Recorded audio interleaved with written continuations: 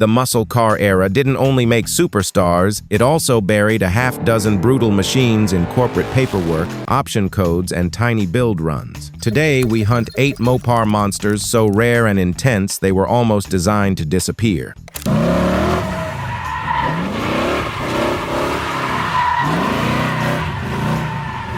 1969 Dodge Dart GTS, the M code 440. In 1969, Dodge quietly turned one of its compact performance names into something almost absurd: the Dart GTS M code. The GTS was already a sporting compact, but the M code option effectively shoved a full-sized 440 big block under the hood of a car that still wore compact car sheet metal. The goal was simple: give privateers a drag strip legal package that fit a compact class and could be ordered through dealers for street or race use. Under the hood sat the M code 440 cubic inch V8 with the high-performance manifold, and in its factory tune, the kind of gross horsepower figure that let a compact Dart outlaunch much larger cars. The hardware changes weren't cosmetic. K-member and motor mount mods, different exhaust manifolds, and an oil pan fitted to accommodate the larger mill meant these cars were built more like special-order race cars than showroom options. Because these Darts married a heavy big block to a chassis never intended for it, Dodge limited quantities and left many choices off the order sheet: no power steering, no power brakes, and no 4-speed in most examples, because the drivetrain and rear end weren't forgiving of indiscriminate combinations. Only a few hundred of these M code 440 GTS Darts rolled out of the factory in 1969, making them instant rarities that mostly lived hard lives on drag strips or as cautious investments. Today, their combination of unlikely packaging and brutal motive force is why the M code Dart has become one of the collector world's most sought-after dark horses.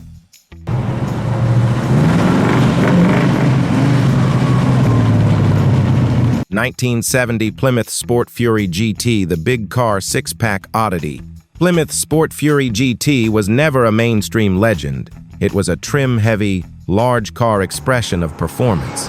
But for 1970, a handful were optioned with the 440 six-pack. 3 two-barrel carburetors sitting on an Edelbrock intake that turned a luxury-sized cruiser into something frankly dangerous at speed. Why build a six-pack Sport Fury GT? Dealers and enthusiasts wanted big car comfort with genuine straight-line performance. The kind of car you could cruise in on Sunday and beat a much smaller competitor off the line on Monday. The 440 plus 6 gave that. Mechanically, the package included a heavy-duty axle and a functional hood scoop. Cosmetically, the cars still kept the Sport Fury's softer appointments. What makes these cars especially rare is how few were ordered. The 440 plus 6 Sport Fury GT was offered in the same year the muscle market started shrinking. By the time buyers noticed the option, it was already a niche. Contemporary records and registries show only a few dozen Sport Fury GTs, with the six-pack modern surveys count numbers in the low double digits for survivors, which explains why the 440-6 Sport Fury has become a "where did it go?" footnote in Mopar history.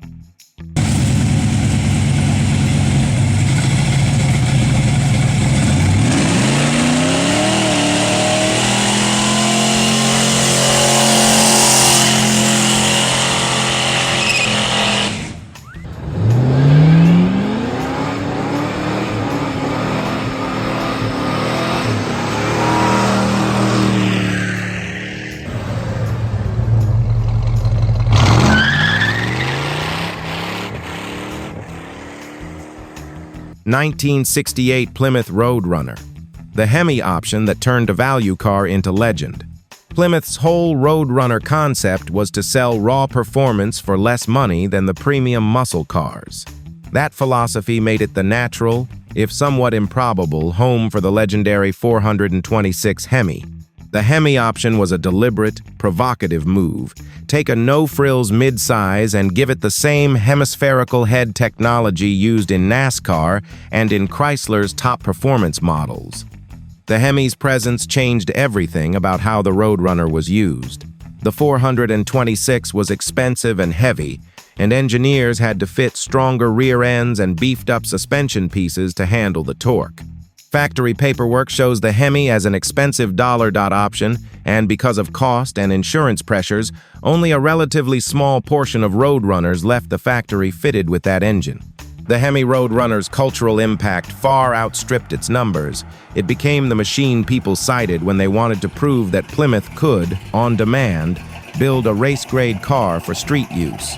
Part of why Hemi Road Runners become rare is simple economics. They were ordered by the buyers who planned to use them, and used hard. Many were campaigned, modified, or simply worn out. That attrition, combined with the Hemi's desirability, left only a handful of correct matching numbers Hemi Road Runners today.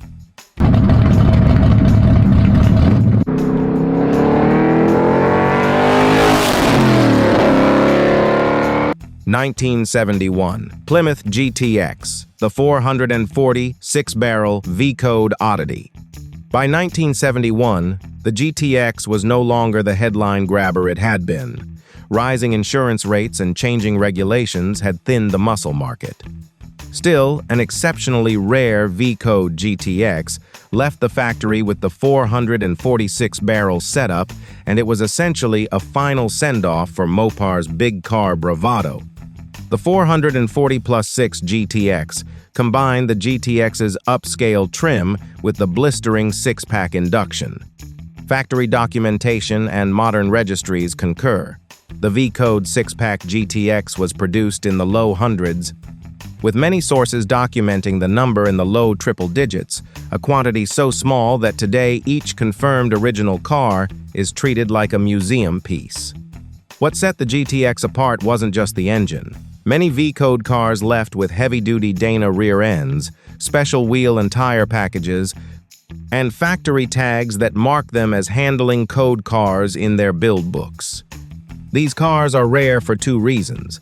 By 1971, most buyers were retreating from high-strung options, and the six-pack itself was becoming harder to certify for emissions and insurance. Those two forces made the V-code GTX one of the last genuine factory-built six-barrel muscle cars.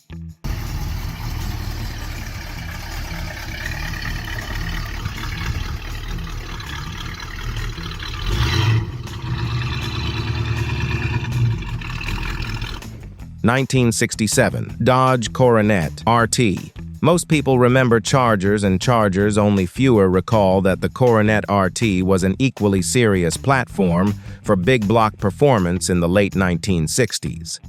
For 1967, Dodge offered the Coronet RT with the street-legal 426 Hemi as a factory option, and while the Hemi was easier to attach to the larger-bodied cars, it still required significant reinforcement. The Coronet RT Hemi cars were acute examples of Mopar's brute force engineering, 426 cubic inches, delivering the now familiar 425 horsepower rating, bolted to heavy transmissions and rare factory fitments, such as 4-piston disc brakes on some cars and beefed rear axles. Production for Hemi Coronet RTs was limited a few hundred examples by most counts, because the Hemi was an expensive factory option that only a handful of buyers specified. That shrinkage, plus the Hemi's popularity for drag strip conversion, left very few original Coronet Hemi cars intact today.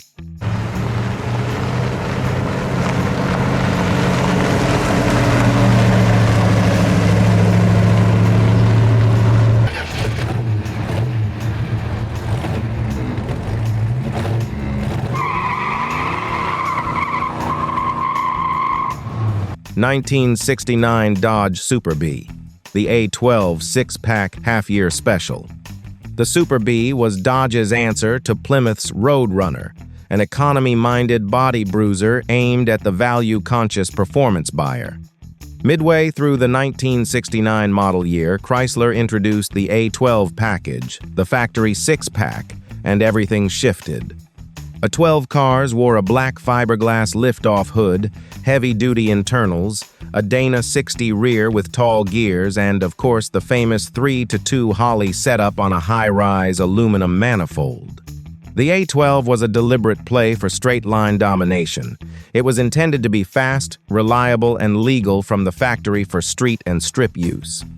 Production for the A12 Super B was modest but significant, roughly in the thousands for 1969 one-half production runs, yet still small in the context of mainstream models.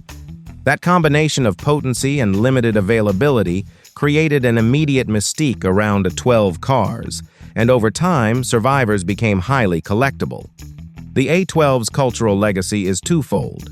It proved Mopar could deliver a near Hemi level of performance without the Hemi's cost, and it left us with an entire subculture of registry keepers, restorers, and drag strip historians obsessed with exactness.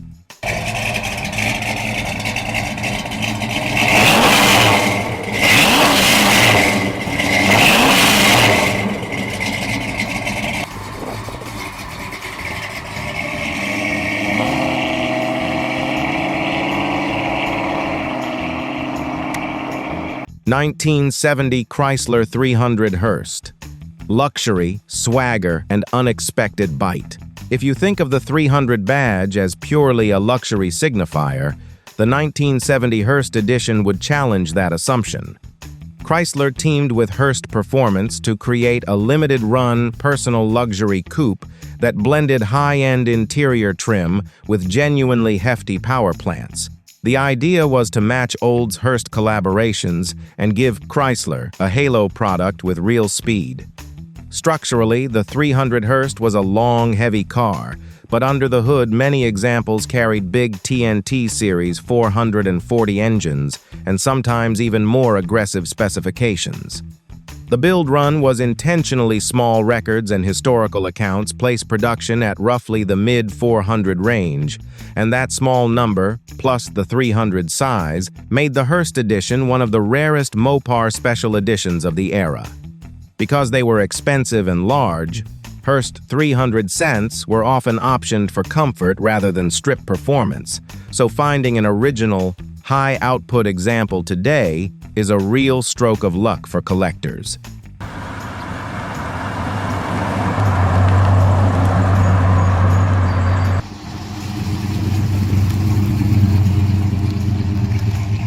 (1971) Dodge Demon 340, the compact bruiser that stayed affordable. At the tail end of the first golden era of muscle, Dodge turned the compact A-body into a last hurrah performance tool, the Demon 340. Where the big cars chased headlines, the Demon balanced everyday usability with a stout 340 cubic inch small block tuned for snap and torque. Engineers fitted the Demon with a heavy-duty 4-speed option, better cooling, and package codes that let dealers offer a no-nonsense performance car without turning it into a full-track machine. In 1971, the Demon 340 represented an accessible middle ground, less insurance punishing than a Hemi, but more honest than a badge-only sports sedan. Output ratings for the 340, in its most aggressive street configuration, sat in the mid-200s.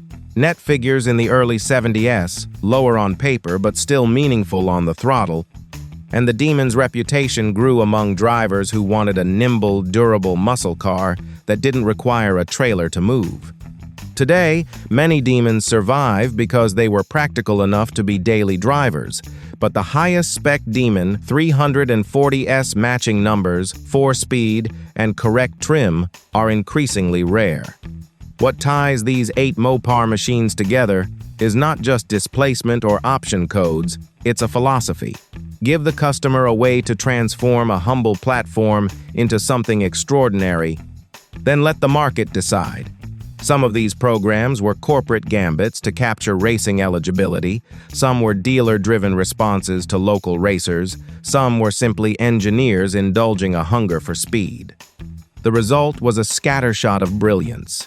Cars built in tiny numbers, often to satisfy narrow rules or fleeting demand, that lived hard and, in doing so, burned themselves into car lore.